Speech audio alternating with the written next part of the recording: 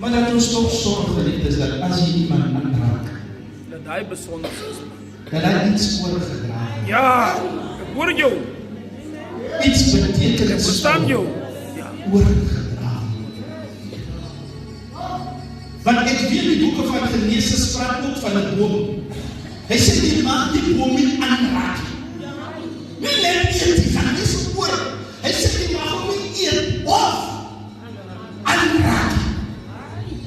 Maar als je die boom net aan hem raakt, Ja. dan draagt die boom dood oor. Hij draagt eindig oor. Ja, die aanraking. Maar Jezus Christus, als je voor hem aanraakt, Leven. dan ga je worden genezen.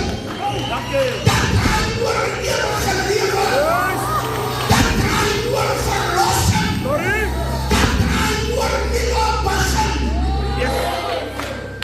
Een nieuw beginning. Dit is die reden hoekom Jezus Christus die goed kon oordra met de aanraking, is omdat hij dit gehad heeft. Ik wil hier oor bly, maar ik ga gauw voorbij gaan.